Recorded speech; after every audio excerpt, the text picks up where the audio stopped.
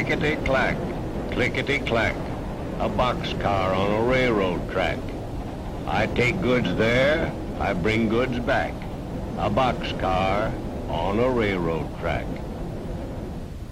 Clickety, clickety, clack. Boxcar 20862, that's me. The other cars call me old-timer. Not that I'm really so old, but in business you become a veteran in a hurry. Now Junior here, he's just joined up. Hardly dry behind the ears. Junior was coupled onto me back in Topeka, Kansas. He doesn't appreciate it yet, but he belongs to the Southern Railway system with better than 8,000 miles of track that spreads out to every part of the Southland and points beyond.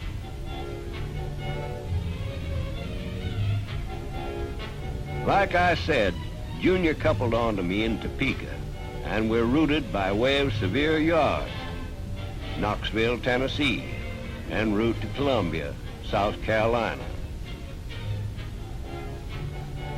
Right now, we are in Memphis, Tennessee, just leaving Forest Yard in the dark of night.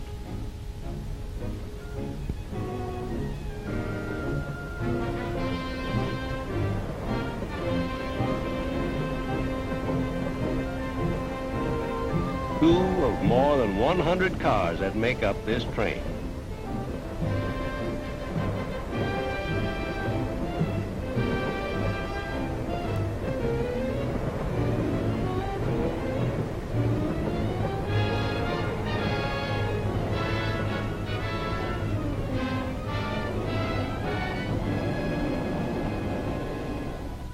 Early morning now, and we're going through Alabama.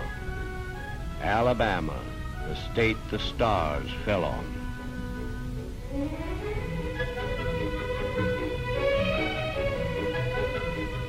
Probably just came down to admire the view.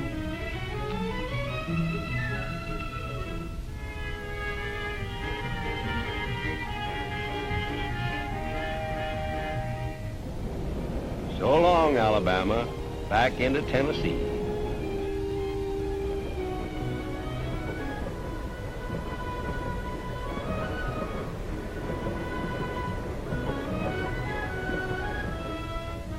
Chattanooga, Tennessee, City-Co Yard. Drop some cars here, pick up some others. Southern is expanding this yard, a sign of progress.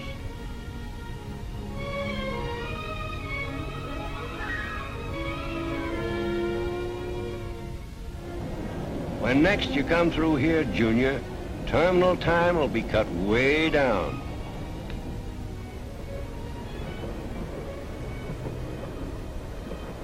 Rolling on through Sweetwater Valley.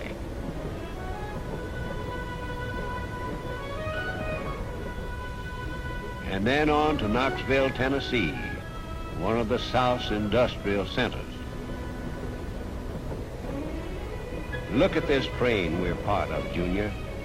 More than a mile from caboose to 4-unit diesel, pulling with a strength of 6,000 horses, carrying the nation's goods, serving the Southland, taking farm products to the city, raw materials to the factories, finished goods to the people who will use them.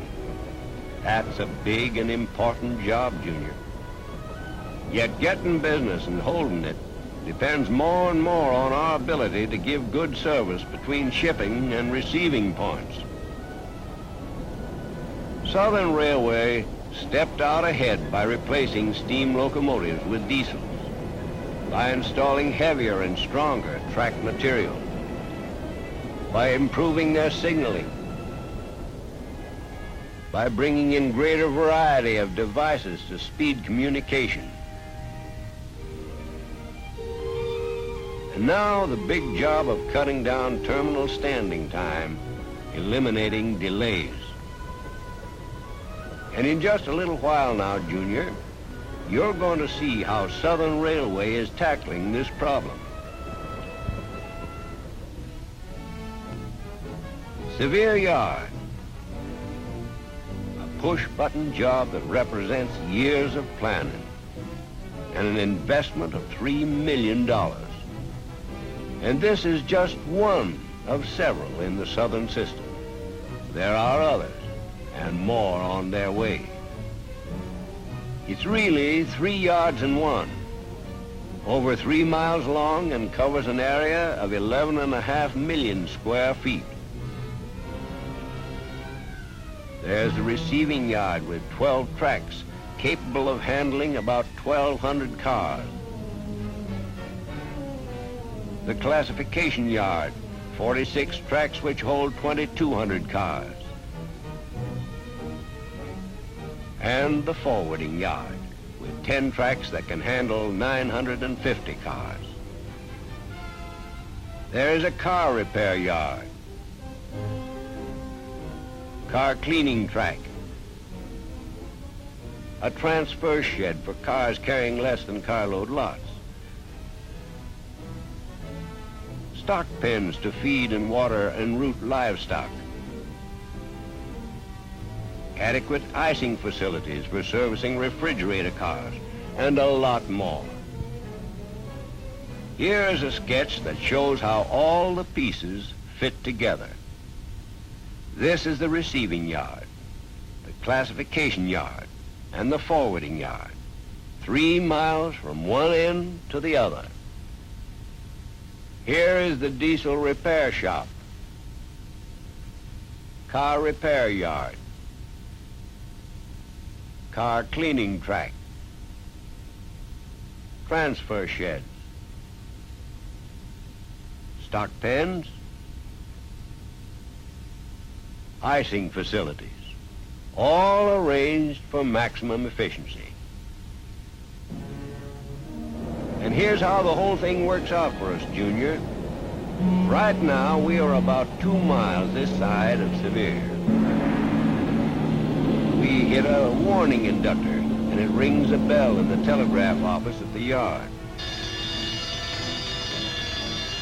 The operator knows we're coming and checks with the terminal train master to find out what track we can come in on. Train 52 with 150 cars is on the bell. The lighted numbers show the train master what tracks in the receiving yard are clear. Okay, Jake, put him in number 7.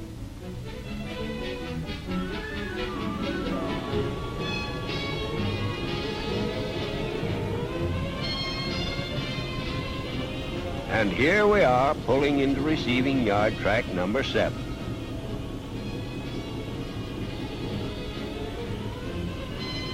Now the diesels are uncoupled and head for the underpass.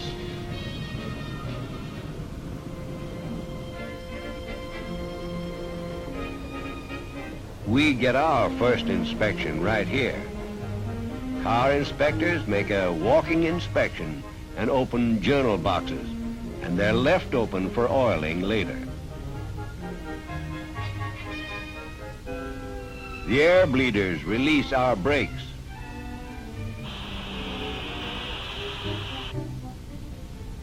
And here comes the hump engine to couple to us and shove us over the hump on our way to the classification track.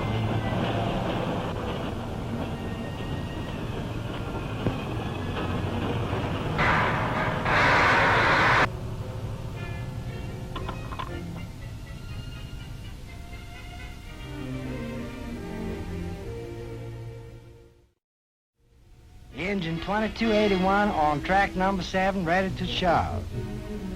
All right, 2281. You got a green board. Shove out. This means we can shove out at 6 miles per hour.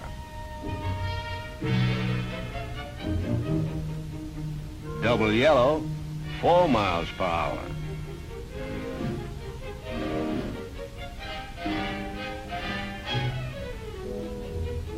Single yellow, 2 miles per hour, our humping speed. That yellow gadget across the track is there to signal when anything drags too low. When there's trouble, the board turns red.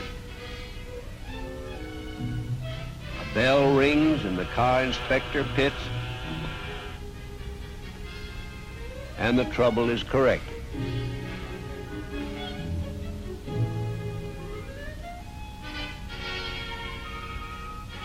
Why, Junior, looks like it was you dragging your heels.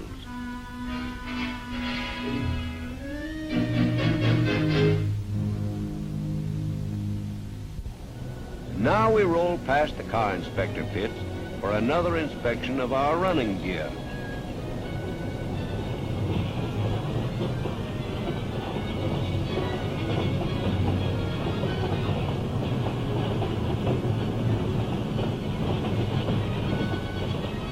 Then Big Squirt, the automatic oiler. Now you see why the journal boxes were left open. We're really getting oil.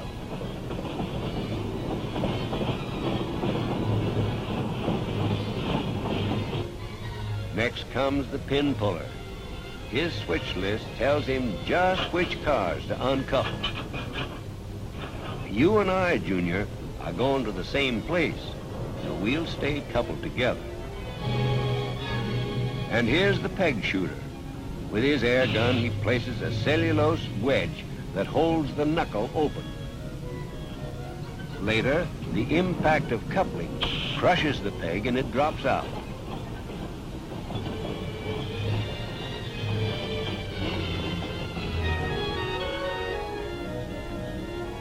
Next comes the hump conductor. As he punches the track numbers called for on his switch list, all switches automatically line up, leading to the proper classification track. Here we go over the hump. It's all downhill now, but there's no chance to see how fast you can go. Operation Big Squeeze holds you down to a safe pace all the way. First, we're slowed down by a scale retarder, so that all of us that need to be weighed are on the scale long enough for our weight to register.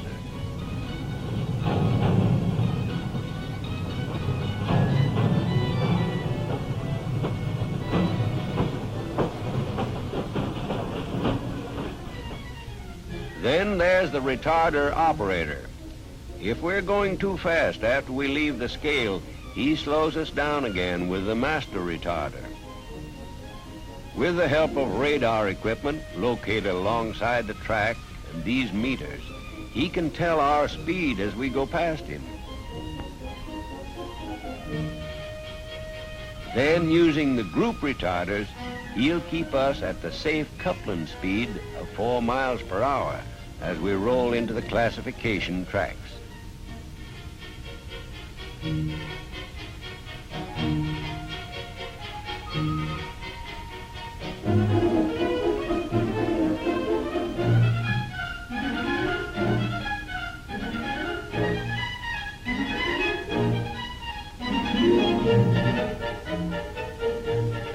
Here's another nifty, Junior.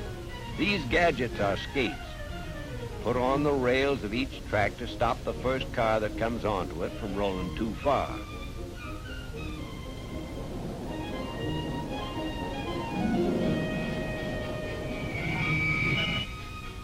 And it keeps the cars that follow from pushing the whole block out of the end of the track. It's quite a sight. In 1, 2, up to 8 cars in one cut.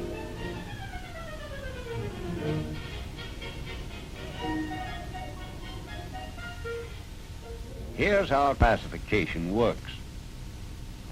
Each one of the cars is colored to indicate a classification according to destination.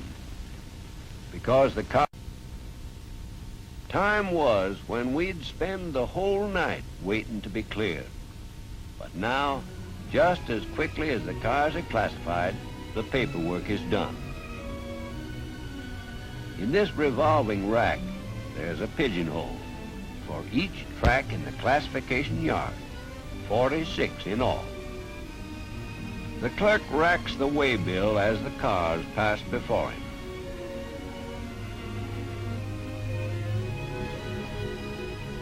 In a matter of minutes after the last car is classified, the clerk has figured out exactly how much tonnage there is in each track. Then the waybills are microfilmed, so there'll be a permanent record of each bill. In this single roll of film, there's a 24-hour record of some 3,500 cars. The clerk figures the tonnage, gives this information to the yardmaster. Jim, let's get 29 and set it over on the caboose in number 1. Roger, we're going to pull 29. Okay, Hope. The way they classify cars here at Sevier, greater emphasis can be placed on blocking. And here's how it's done. The block of cars that will leave the train last is pulled first and coupled to the caboose. Then the block that will leave next to the last.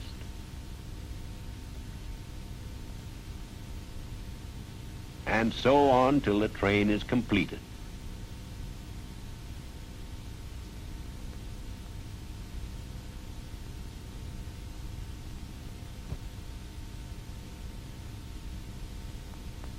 The last block to go on will be the first block off.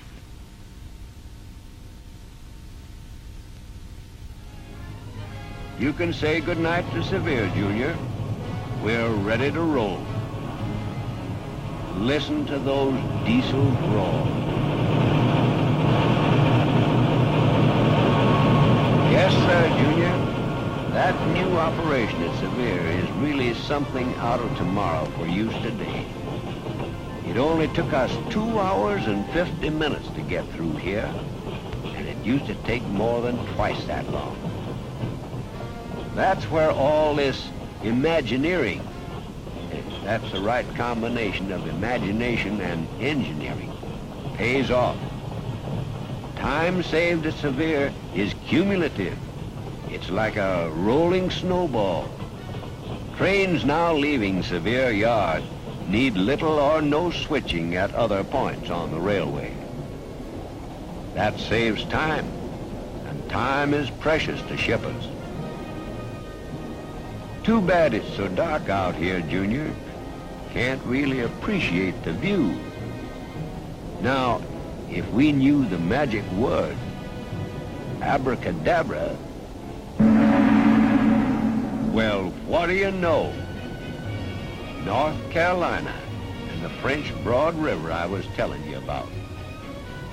Mighty lovely stretch of country.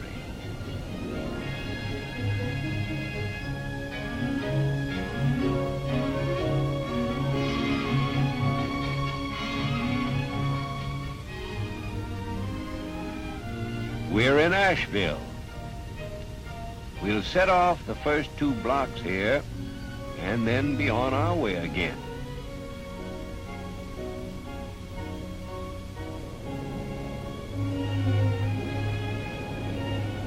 Now we got a little more climbing to do to get to the top of Saluda Mountain.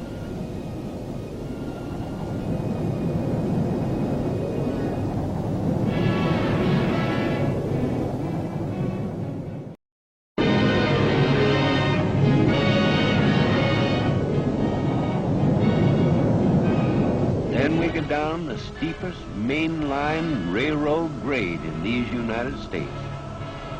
The diesels reverse their generators, using them as dynamic brakes. The generators don't like it. Listen to them wail.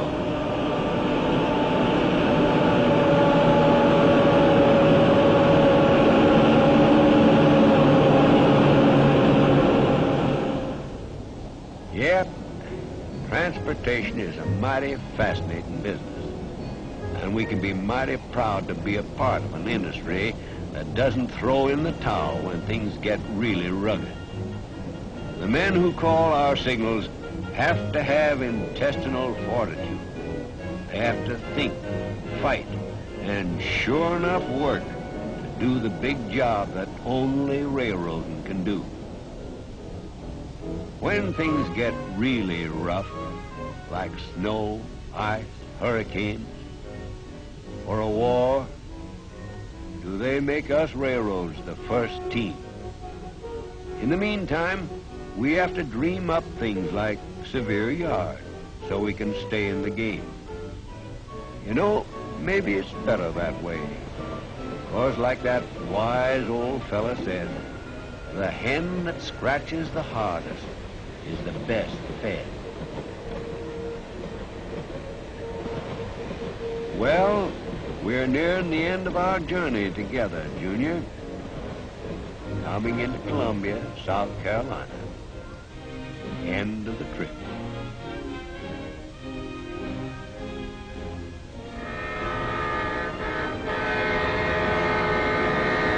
Tomorrow we'll be on the go again, 'cause we're Southern Railway boxcars, only when we're on the move. That, Junior, is railroading.